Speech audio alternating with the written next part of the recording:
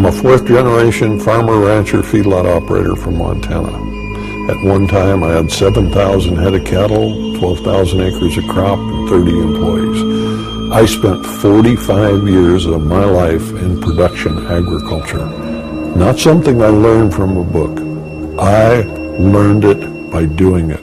I was a factory farmer, the worst of all.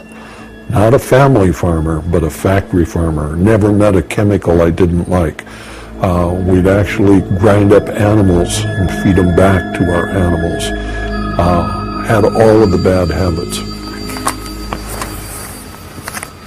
What are you doing here? Branding. Oh. See there? I've branded hundreds of thousands of animals. It's still allowed. It's still allowed in America? Absolutely. 1979, I ended up paralyzed from the waist down. Doctor told me I had a tumor on my spinal cord. He said if that tumor is on the inside of the cord, you have less than 1 chance in a million you will ever walk again.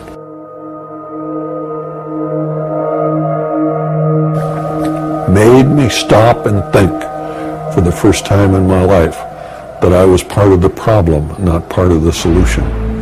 I saw the birds die, I saw the trees die, I saw the soil changed. And it was not until I was paralyzed that I was willing to admit that I was the problem.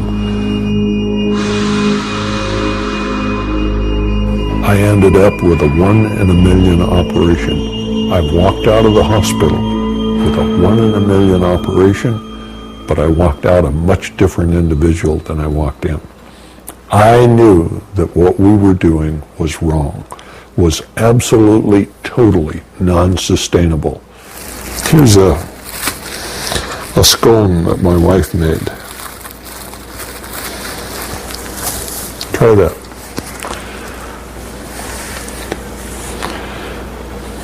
Vegan. Everything in the house is vegan. Yeah. There's no animal products in anything that we have here. Oh, and it tastes good.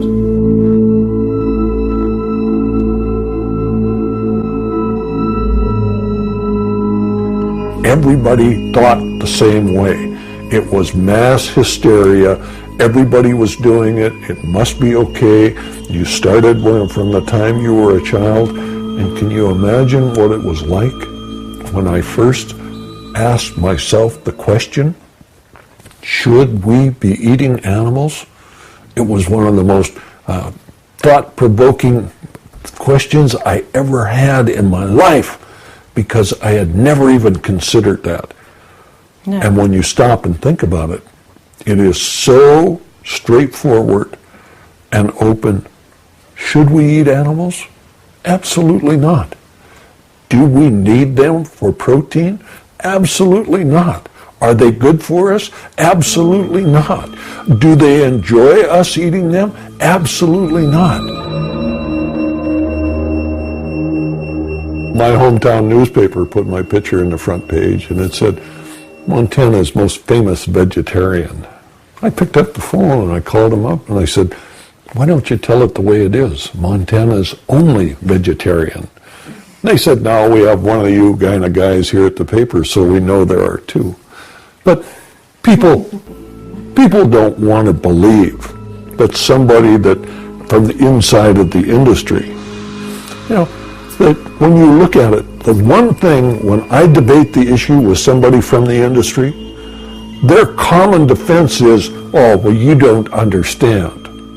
I spent 45 years of my life there. There's nothing that they have done that I haven't done more of it. I've milked more cows, I've slopped more pigs, I've fed more animals, and when they tell me I don't understand, I understand. And what I understand is what we're doing is wrong, it's non-sustainable, it's not good for us, it's not good for the animals, it's not good for the planet. The sooner we stop what we are doing, the better we'll all be.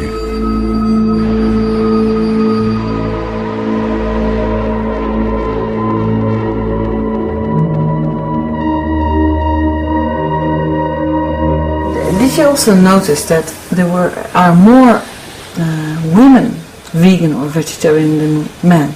Oh yeah, You know Why? why? Tell me why. They're smarter. Ah, Do you know why women live longer than men? tell me. Because men have to live with women.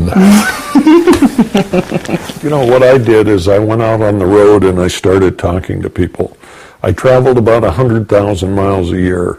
It was not unusual for me to do 3 or 4 lectures a day. Some of the groups were large, some of them were small. The largest group I ever talked to was 40,000. The smallest was 2. We should never count the crowd. You never know how many people that are there are going to get the information. My job was not to save the world. My job was to do everything that I could do so people would make better choices.